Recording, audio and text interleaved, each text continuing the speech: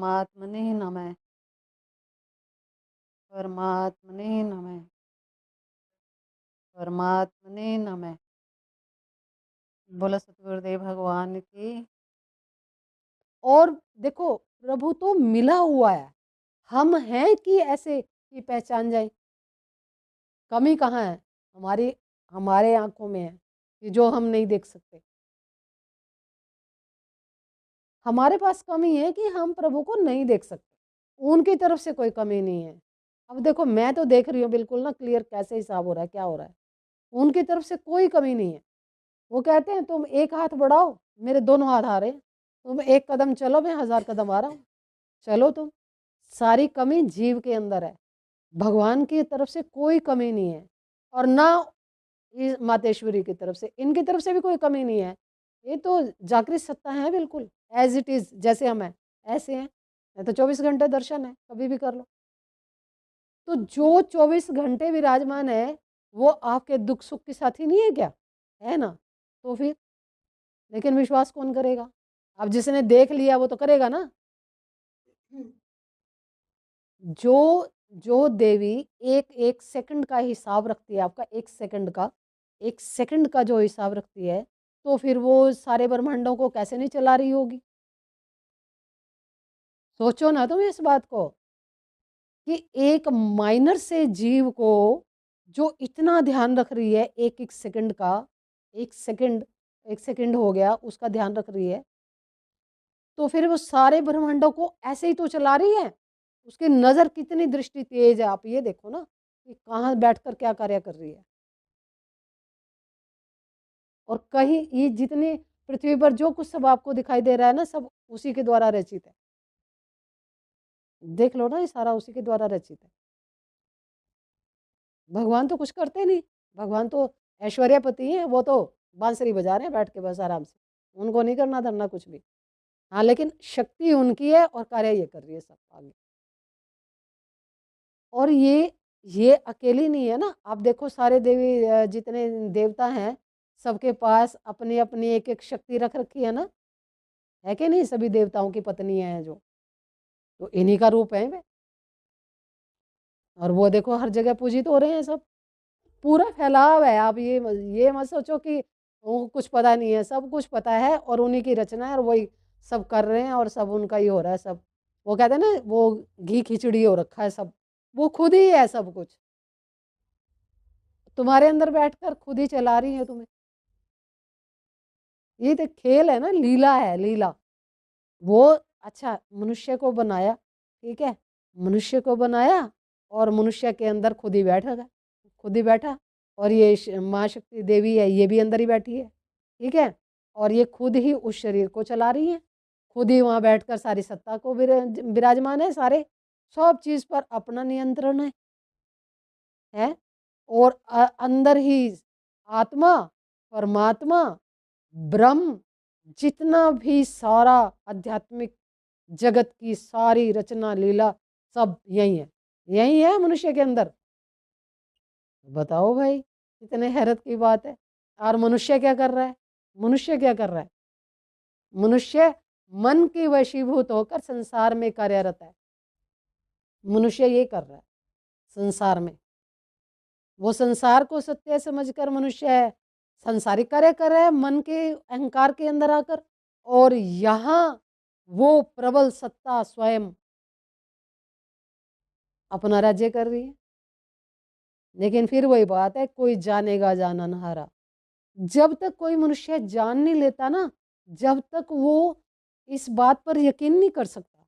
लेकिन ये बिल्कुल हकीकत है कि हर शरीर के अंदर सारे देवी देवता, सब ये प्रकृति देवी, महादेवी और सारे देवी देवता, पूरा डिपार्टमेंट सबका सब भगवान सहित सब विराजमान है मनुष्य के अंदर। सूक्ष्म में मतलब सारा का सारा टोटली, जितना सारा टोटल है ना, सारा का सारा एक शरीर के अंदर पूरा विराजमान है। अब आप देख लो, ढूंढ लो कैसे ढूंढना है तुम्हें। जहाँ भगवान बैठे हो, जहाँ वो स्वयं बैठी हो और सारे सब बैठे हो, इतना वहां पर मनुष्य बाहर बैठ के छल कपट कर रहा है भाई, वहां बैठकर सब इसमें छल कपट कर रहा है, इसी शरीर के अंदर बैठकर, जहां सारी वो वैभव से भरी सत्ता विराजमान हो, वहां बैठकर मनुष्य छल कपट कर रहा है। क्या हो सकता है? बताओ क्या हो सकता है? ये जो अंदर बैठे हैं ये क्या सोचते होंगे मनुष्य के बारे में कि ये बनाया है हमने, इतना खोटा कर रहा है बाहर बैठ के, और इसके पीछे बैठ के स्वयं देखते रहते हैं। ये आगे वाला करता रहता है, पीछे वाला देखता रहता है कि ये आगे वाला क्या कर रहा है। ये कहते हैं भाई तू अपनी दृष्टि को पलट कर मुझे देख ले, मैं यहाँ बैठा हूं, लेकिन दृष्टि नहीं पलटता ये इसे तो बाहर देखने की आदत पड़ रही है, ये तो बाहर देख रहा है सब। और अगर ये बाहर की बजाय अंदर देख ले तो हो जाए इसका कल्याण, लेकिन पर ये नहीं देखता।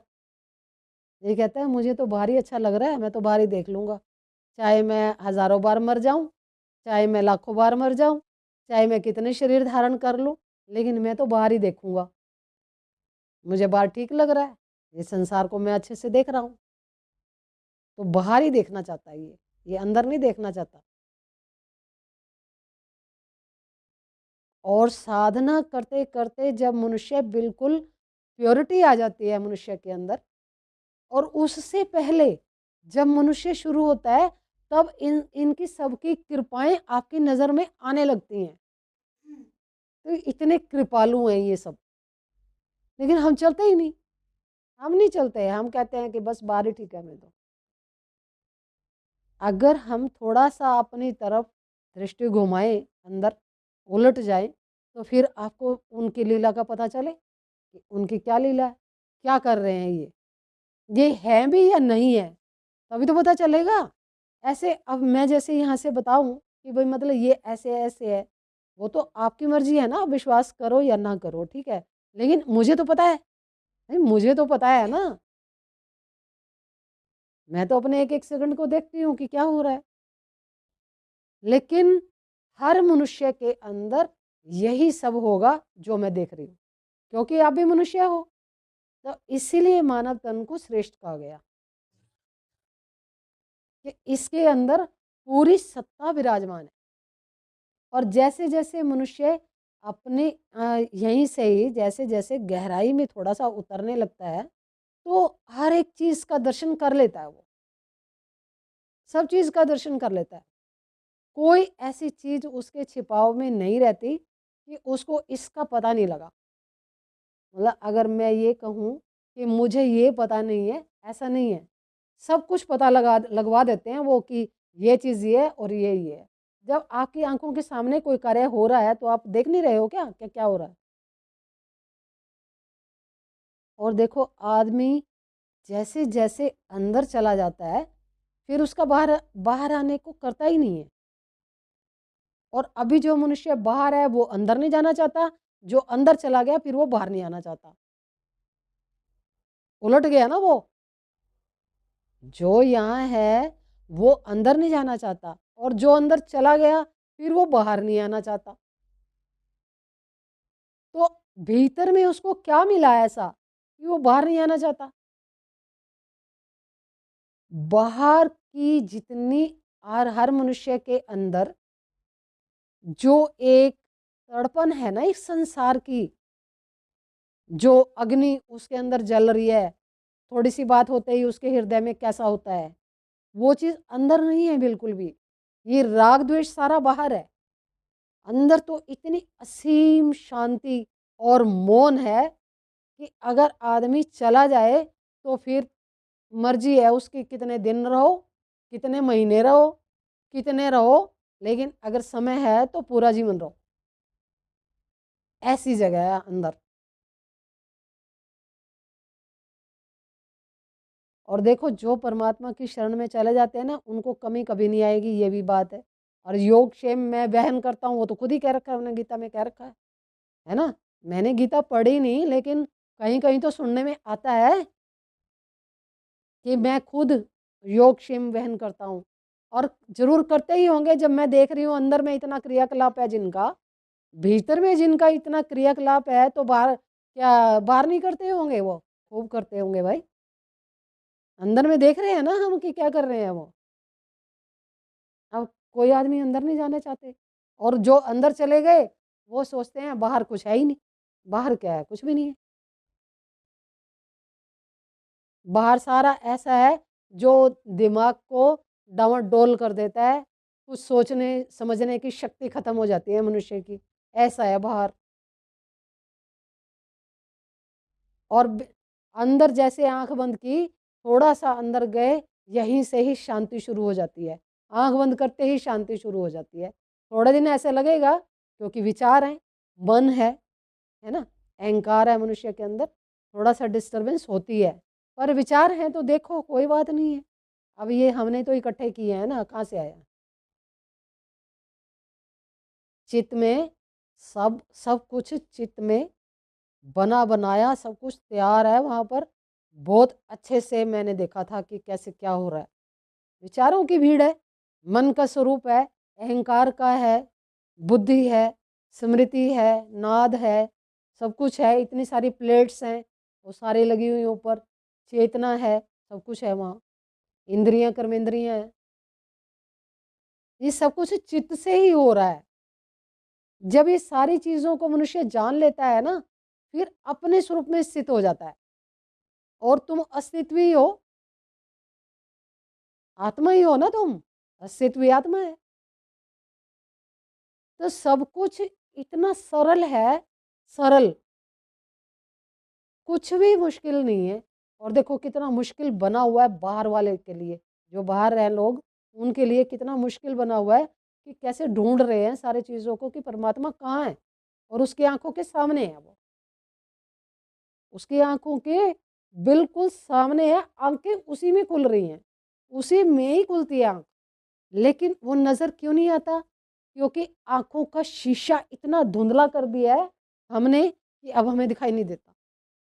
और जैसे जैसे तुम साधना करते हो, तुम्हारे ये आंखों का शीशा इतना साफ हो जाता है कि मतलब इसमें सब कुछ क्लियर नजर आता है। मैंने तो बहुत पहले अपने आप को इसी के अंदर लेटा हुआ, बैठे हुए, सब कुछ मैं इसी में दर्शन करती थी, इसी में। बहुत सालों पहले की बात है। अब आपको तो यहाँ नज़र नहीं आता कुछ भी? नहीं आता ना? क्यों नहीं आता? हमारी आंखें इतनी धुंधली हैं, इसका मतलब तभी तो नहीं दिखाई देता। हम तो कभी भी, कई सालों से मैं देख रही हूँ यही चीज़, कि हम लेटते हैं तो अपने आप को इसी में लेटा हुआ देखते हैं, बैठते हैं तो इसी में देखते हैं बैठा हुआ। तो इतना इतना साफ होना चाहिए ना।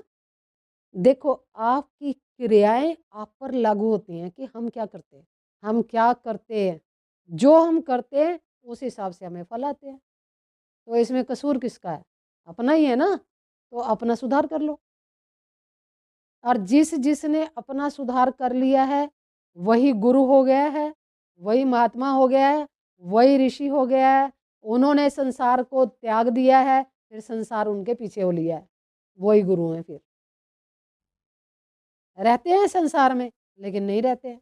दिखते हैं, रह तो रहे हैं, दिखते हैं, लेकिन होते नहीं है। उनके जो कार्य क्षेत्र है या जो उनके क्रियाकलाप है, वो संसार से मेल नहीं खाते।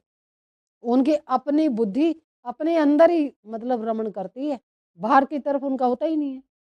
तो बाहर वालों को जब देखते हैं तो खुद हैरान होते हैं कि कैसे क्या हो रहा है ये। बाहर के जगत की पहचान खत्म हो जाती है महात्माओं की। वो देखते हुए भी नहीं देखते, वो खाते हुए भी नहीं खाते, खाते हुए भी नहीं खाते हैं, सोते हुए भी नहीं सोते हैं, दिखते हैं सो रहे हैं। महात्माओं के जो ऋषियों के क्रियाकलाप हैं, वो संसारियों से एकदम अलग होते हैं। वो खुद को जानते हैं, क्यों आए तो वो वहीं से ही है, वहीं से आए हैं ना। वो सारे क्रियाकलापों को इसलिए जानते हैं क्योंकि वो वहीं से आके बैठे इधर। तो उन्होंने अपने आप को समझा है, अपने आप को जिया है, संसार में भी जिया है और फिर इधर भी जिया है, कि अब हम अपनी उसको भी जाने कि हम कौन है। तो जब खुद को जान लेते हैं, फिर वो यहाँ से देखते हैं कि ये संसार कैसा है, ये तो फिर समझ से ही बाहर हो जाता है, ये सब समझ से बाहर हो जाता है। और फिर जो समझ में आता है वो उनको बिल्कुल समझ में आ जाता है, अच्छा तो ये है मामला, इसीलिए तो फिर वो बाहर नहीं आते।